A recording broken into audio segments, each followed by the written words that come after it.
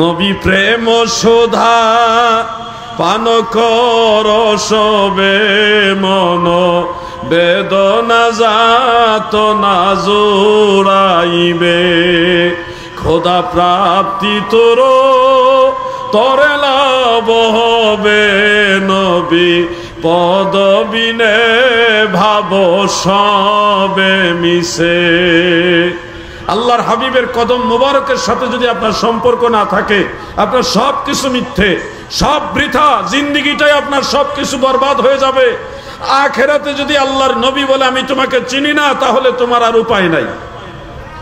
আর আল্লাহর হাবিব যদি কোনো গুনাহগারকে বলে হে আমার আল্লাহ এই লোকটা আমার উম্মত, তাহলে সেই লোক নবীর শাফাআতে জান্নাতে যাবে, এতে কোনো সন্দেহ। এই দুনিয়ার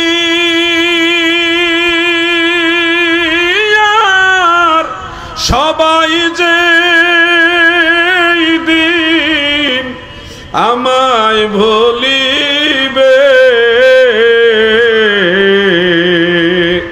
দয়াল নবী সেই দিন দেখতে আসবেন কবরে। নবী সেই দিন দেখতে আসবেন কবরে। আমরা নবীজিকে কবরে দেখতে চাই না? গত 2-1 বছর আগে একজন আলেম বলছিল নবীজি কবরে আসবে না, কবরে নবীজির ছবি দেখানো হবে। নাউজুবিল্লাহ। আল্লাহর রসুলের কোনো ছবি আছে? ইসলামী শরিয়ার দৃষ্টিতে তো হার্ড কপি ছবি তোলাই নিষেধ, সেখানে নবীজির ছবি কবরে দেখাবে, এই কথাটাই তো ইসলামের সাথে সাংঘর্ষিক কথা। নবীজিকে দেখাবে এটা উনি মানতে নারাজ। অনেক সময় বলে রুমালের ভিতরে দেখাবে, অনেক সময় বলে কবর থেকে মদিনা মুনাওয়ারা পর্যন্ত সুরঙ্গ করবে মাটির নিচ দিয়ে, সেই সুরঙ্গ দিয়ে দেখাবে। এই বোকা মানুষগুলি তারা ভাবে না যে এই চট্টগ্রামের পটিয়া থেকে আমি যদি আমার কবর থেকে মৃত্যুর পরে কবর থেকে মদিনা শরীফ পর্যন্ত দেখতে পাই, তাহলে আল্লাহর নবীর মর্যাদা কত বেশি। আমার নবী তো সারা সৃষ্টি জগৎ দেখতে পাবে, এটা স্বাভাবিক, ঠিক কিনা? কিন্তু নবীজি দেখতে পায় ওটা মানে না, সে মরার পরে কবর থেকে মদিনা দেখবে, এটা সে সাবিত করতে চায়। আমার নবীজি কবরে আসবে এটা মানতে নারাজ। অথচ হাদিসে যেটা উল্লেখ রয়েছে, বিশুদ্ধ হাদিসে, কবরের মধ্যে 3টা প্রশ্ন হবে। 3 নম্বর প্রশ্নটাই হলো মা কুনতা তাকুলু ফি হাযার রাজুল, এই উপস্থিত ব্যক্তি সম্পর্কে তুমি কি বলতে। এই প্রশ্নের উত্তর আপনি তখন দিবেন।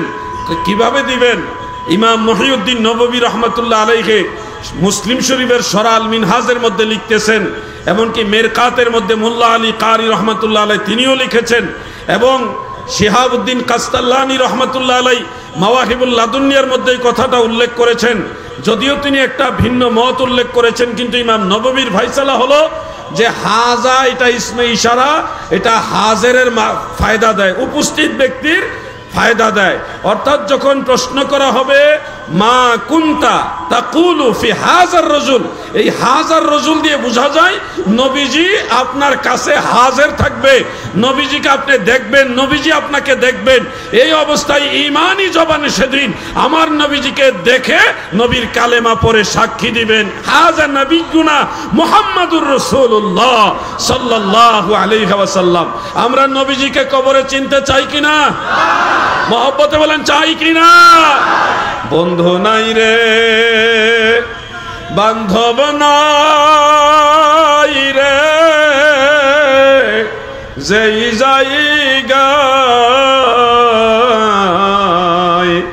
ওই জায়গার বান্ধব নবী মুস্তাফায়, ওই জায়গার বান্ধব নবী মুস্তাফা।